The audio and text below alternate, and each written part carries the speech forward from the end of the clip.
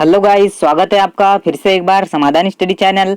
जैसे हम पल पल की अपडेट आपको देते रहते हैं, तो आप लोग जो है समाधान स्टडी को जल्दी से जल्दी फॉलो कीजिए और इसे ज़्यादा से ज़्यादा शेयर करें, ताकि साथियों जो अदर स्टूडेंट है उन्हें भी इसके बारे में पता चल सके कि यह जो एकमात्र साधन है साथियों, जो आपको जल्दी से जल्दी और लेटेस्ट अपडेट से रूबरू कराता है।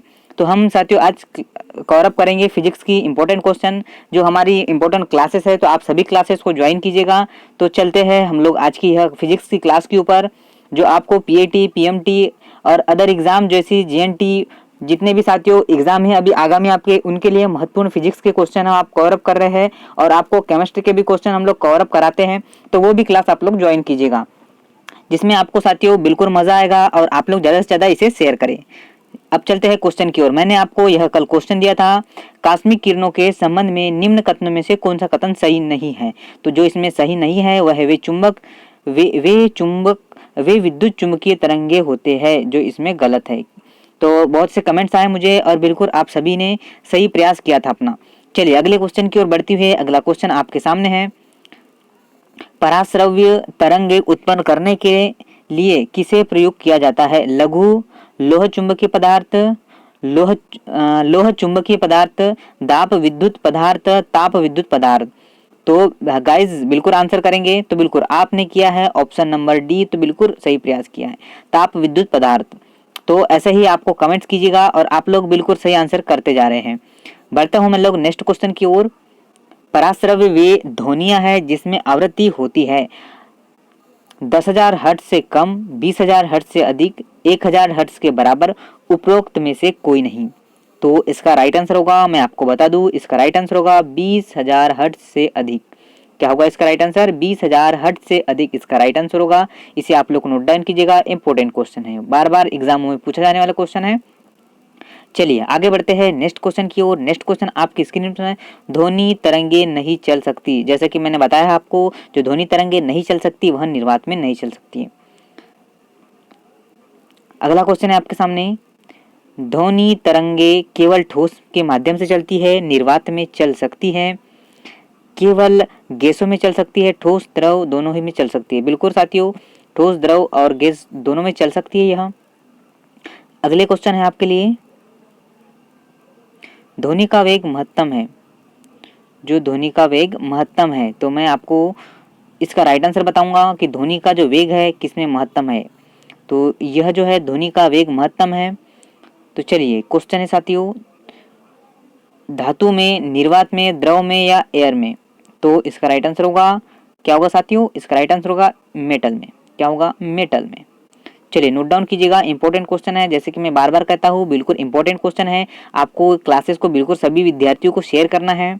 चलिए नेक्स्ट क्वेश्चन है आपकी स्क्रीन पर, निम्नलिखित में ध्वनि का वेग अधिकतम होता है, द्रव में, निर्वात में, निर्वात मतलब वैक्यूम में, और वायु में या धातु में, मेटल में। तो क्या होगा साथियों इसका आंसर? इसका होगा मेटल। आप लोग इसे नोट डाउन कीजिएगा, क्या होगा? मेटल होगा, इसका राइट आंसर होगा। अगले क्वेश्चन की ओर बढ़ते हैं। अगला क्वेश्चन है आपके लिए, नजदीक आती रेलगाड़ी की सीटी की अचानक बढ़ जाती है जबकि दूर जाने वाली, साथियों ये क्वेश्चन हो चुके हैं क्या? जरा देख लेते हैं। साथियों ये क्वेश्चन हो चुके हैं, मुझे ऐसा लग रहा है। चलिए दूसरे क्वेश्चन की ओर बढ़ते हैं, वो क्वेश्चन मुझे ऐसा लग रहा है कि हो चुके हैं। चलिए नेक्स्ट क्वेश्चन की ओर बढ़ते हैं। चलिए नेक्स्ट क्वेश्चन है आपके लिए, ध्वनि का वायु में वेग होगा। तो ध्वनि का वायु में एक वेग है 330 मीटर पर सेकेंड। क्या होगा? ध्वनि में वायु का वेग हुआ 330 मीटर पर सेकेंड होता है। चलिए नेक्स्ट क्वेश्चन है आपकी स्क्रीन पर। नेक्स्ट क्वेश्चन है, चमगादड़ अंधेरे रातों में उड़ सकती है और अपना शिकार भी कर सकते हैं, इसका कारण क्या है? उनकी रात्रि दृष्टि बहुत अच्छी होती है, उनकी आंखों के तारे बड़े होते हैं, प्रत्येक चिड़िया ऐसी कर सकती है, वे पराध्वनि तरंगे निकालते हैं और उन्हें उनके द्वारा निर्देशित होते हैं। तो यह क्या होगा? वे पराश्रव्य ध्वनि निकालते हैं, इसका राइट आंसर होगा साथियों ऑप्शन नंबर डी। आप लोग नोट डाउन कीजिएगा, देखा होगा आपने भी। चलिए अगला क्वेश्चन है आपके लिए, ध्वनि निम्नलिखित प्रकार से चलती है, अनुदैर्घ्य तरंगों की तरह, अनुप्रस्थ तरंगों की तरह, अप्रगामी तरंगों की तरह, या फिर उपरोक्त में से कोई नहीं। तो क्या होगा इसका राइट आंसर? तो इसका राइट आंसर होगा ऑप्शन नंबर ए, अनुदैर्घ्य तरंगों की तरह। तो इसे नोट डाउन करना है आपको। हम लोग साथियों आपको डिटेल पूर्वक नहीं बताने का रीजन बताओ आपको, क्योंकि आपकी एग्जाम साथियों नजदीक है और हम चाहते हैं आपको ज्यादा से ज्यादा क्वेश्चन करवाएंगे, क्योंकि आपको एग्जाम हॉल में एमसीक्यू पूछेगा, न कि टॉपिक पूछेगा। साथियों आज तक आपने जो है 12th वाले स्टूडेंट है आप लोग, और अदर वाले भी स्टूडेंट हो गए 12th पास आउट वाले, बट मैं आपको बताऊं आज तक आपने टॉपिक ही पढ़ा है, बट आपको पता नहीं है कि एमसीक्यू कैसे पूछे जाएंगे। तो इसलिए मैंने यह क्लासेस लाया आपके लिए कि आपको एमसीक्यू कैसे आपको याद करना है। तो आप लोग साथियों इसको देखिए, और आपके पास बुक होगी तो आप लोग बुक से भी रिवीजन करिएगा, और समाधान स्टडी तो आपके साथ जुड़ा ही है साथियों, तो आप लोग जो है रेगुलरली भी क्लासेस लगाइएगा। निम्नलिखित में से किस एक में ध्वनि की चाल सबसे अधिक होती है? तो जो ध्वनि की चाल होती है सबसे तेज किस में होती है? जल में। क्या होगा इसका राइट आंसर? होगा यहाँ पर ऑप्शन में बताना है साथियों आपको, ऐसा नहीं कि ऑप्शन के बाहर ही आप चले जाए, ऑप्शन में जो है वही बताना है। चलिए नेक्स्ट क्वेश्चन की ओर बढ़ते हुए, नेक्स्ट क्वेश्चन आपको सामने है साथियों। चलिए नेक्स्ट क्वेश्चन आ चुका है। लगभग 20 डिग्री सेल्सियस के तापक्रम पर किसी माध्यम में ध्वनि की गति अधिकतम होगी? ग्रे नाइट, हवा, पानी, लोहा। तो सभी साथी लोग आंसर करेंगे। तो बिल्कुल आपने किया है लोहा, क्या किया है? आयरन। तो बिल्कुल राइट आंसर है। क्या होगा इसका right answer? Option number D. बढ़ते हैं अगले क्वेश्चन की ओर। नेक्स्ट क्वेश्चन है, ध्वनि तरंगों की सबसे तीव्र प्रगम होते हैं तो वह होते हैं ठोस में। क्या होते हैं? ठोस में होते हैं। चलिए नोट डाउन करिए साथियों। अगले क्वेश्चन की ओर बढ़ते हैं। नेक्स्ट क्वेश्चन है आपके सामने, सीटी स्कैन करने में प्रयोग में लाई जाती है पराश्रव्य तरंगे, अवरक्त तरंगे, अवरक्त किरणें, दृश्य प्रकाश या फिर एक्स किरणें। तो इसका राइट आंसर होगा एक्स किरणें। आप लोग एक्सरे बोलते हैं साथियों, तो वही है यह एक्स किरणें। चलिए आगे बढ़ते हैं। निम्न कथनों पर विचार करना है आपको। 4 ऑप्शन है आपके सामने, जिसमें आपको ए बी सी भी दिया हुआ है। चलिए आपको निम्न कथनों पर विचार करना है, तो कथन मैं आपके सामने पढ़ दूं। हृदय अप्रश्य आवृत्ति पर कंपन करता है। ध्वनि की गति गैस में द्रव या ठोस की तुलना में अधिक होती है। मेक संख्या ध्वनि की गति वर्णित करने के लिए प्रयोग में लाए जाते हैं। पराश्रव्य ध्वनि की आवृत्ति 20 हर्ट्ज से अधिक होती है। इन कथनों में से 2, 3 तथा 4 सही है, 1, 2 तथा 3 सही है, 1, 3 तथा 4 सही है, या 1, 2 तथा 3 सही है। तो इसका राइट आंसर होगा 1, 3 और 4 सही है। क्या होगा? 1, 3 और 4 सही है। तो आप लोग बिल्कुल नोट डाउन कीजिए। जिसमें रॉन्ग क्या है साथियों? ध्वनि की गति गैस में द्रव एवं ठोस की तुलना में अधिक होती है, जो इसमें से क्या है? यह रॉन्ग है। चलिए आगे बढ़ते हुए नेक्स्ट क्वेश्चन की ओर बढ़ेंगे। नेक्स्ट क्वेश्चन है आपके लिए,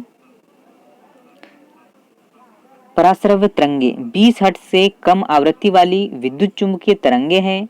20 हर्ट्ज से अधिक आवृत्ति वाली विद्युत चुंबकीय तरंगे हैं। 20 किलो हर्ट्ज से अधिक आवृत्ति वाली यांत्रिक तरंगे हैं। 20 हर्ट्ज से कम आवृत्ति वाली यांत्रिक तरंगे हैं। तो इसका राइट आंसर होगा 20 किलो हर्ट्ज से अधिक आवृत्ति वाली यांत्रिक तरंग है।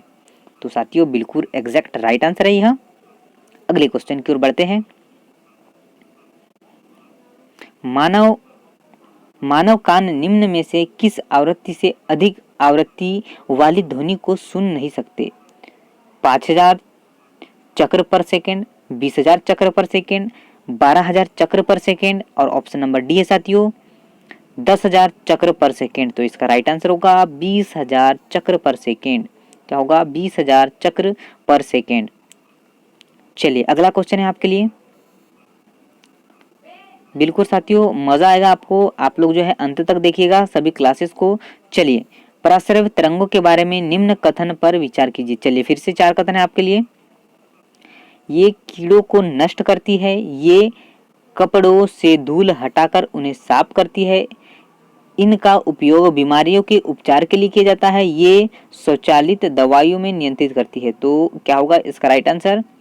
तो इसका राइट आंसर होगा साथियों उपरोक्त सही है। क्या होगा? जो उपरोक्त कथन दिए हैं वह बिल्कुल राइट है। चलिए अगले क्वेश्चन की ओर बढ़ते हैं। अगला क्वेश्चन है आपके लिए। चलिए अगला क्वेश्चन है, 2 उत्तरोत्तर सुरंग तथा दो उत्तरोत्तर गर्त के बीच की दूरी को क्या कहते हैं? तरंग दैर्घ्य, वेवलेंथ या फिर आयाम, एम्पलीट्यूड, आवृत्ति, फ्रीक्वेंसी, इनमें से कोई नहीं। तो क्या कहते हैं साथियों, नोट डाउन करना है आपको, वेवलेंथ, तरंग दैर्घ्य क्या कहते हैं? वेवलेंथ कहते हैं। चलिए अगले क्वेश्चन की ओर बढ़ते हैं। अगला क्वेश्चन है आपके लिए, निम्न में कौन सी विद्युत चुंबकीय तरंगे नहीं है? गामा किरणें, अल्फा किरणें, अवरक्त किरणें, एक्स किरणें। तो क्या है इसका राइट आंसर? एक्स किरणें। क्या होगा साथियों? अल्फा किरणें। क्या होगी? अल्फा किरणें होगी इसका राइट आंसर। चलिए आगे बढ़ते हैं हम लोग नेक्स्ट क्वेश्चन की ओर। नेक्स्ट क्वेश्चन की ओर बढ़ेंगे और नेक्स्ट क्वेश्चन है आपकी स्क्रीन पर। चलिए, निम्न में से किस किरण में ऊर्जा प्रति क्वांटम सर्वाधिक होती है? तो यह होगा 200 से 280 nm। चलिए अगला क्वेश्चन है आपके लिए।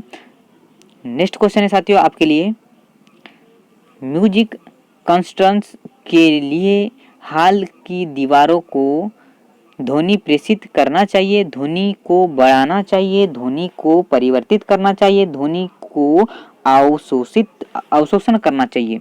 तो क्या होगा इसका राइट आंसर? ध्वनि को अवशोषण करना चाहिए।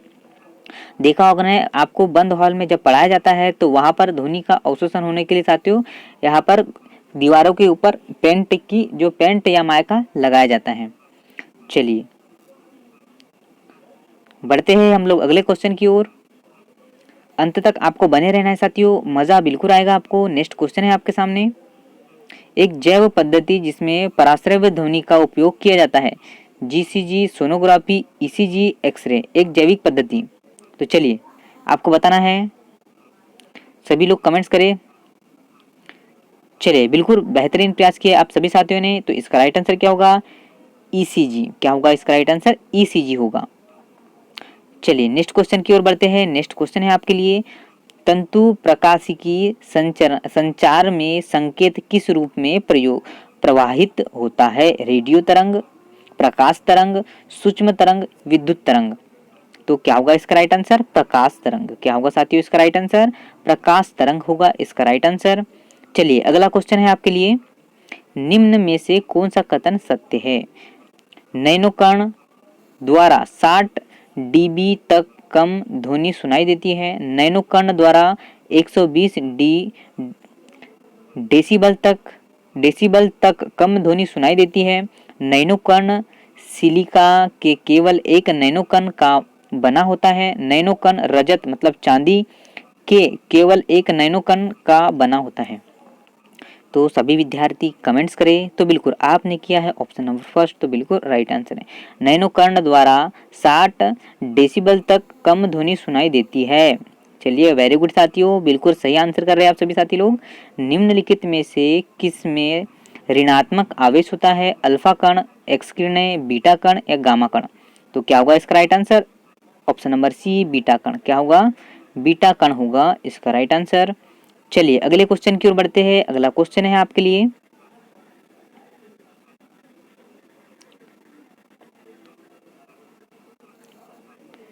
चलिए अगला क्वेश्चन है साथियों आपके लिए, राडार का प्रयोग मुख्य रूप से किया जाता है। तो किस रूप में किया जाता है आपको बताना है। ध्वनि तरंगों को परावर्तित करके वस्तुओं का पता लगाने में, प्रकाश तरंगों द्वारा वस्तुओं का पता लगाने में, रेडियो तरंगों द्वारा वस्तुओं की उपस्थिति और स्थिति ज्ञात करने के लिए, वर्षा के जल भरे बादलों का पीछा लगाने के लिए। तो इसका राइट आंसर होगा ऑप्शन नंबर सी होगा साथियों, रेडियो तरंगों द्वारा वस्तुओं की उपस्थिति और स्थिति ज्ञात करने के लिए। क्या होगा इसका right answer? Option number C होगा इसका राइट आंसर। चलिए नेक्स्ट क्वेश्चन है आपके लिए, एफएम प्रसारण सेवा में प्रयुक्त होने वाले आवृत्ति बैंड का प्रसार होता है। तो वह प्रसार होता है 76 से, आंसर बता देते साथियों इसका हम लोग, 88 से 108 मेगा हर्ट्ज के बीच। क्या होगा? ऑप्शन नंबर सी होगा इसका राइट आंसर। चलिए अगला क्वेश्चन है आपके लिए, एक मजदूर रेल की पटरी पर कार्य कर रहा था।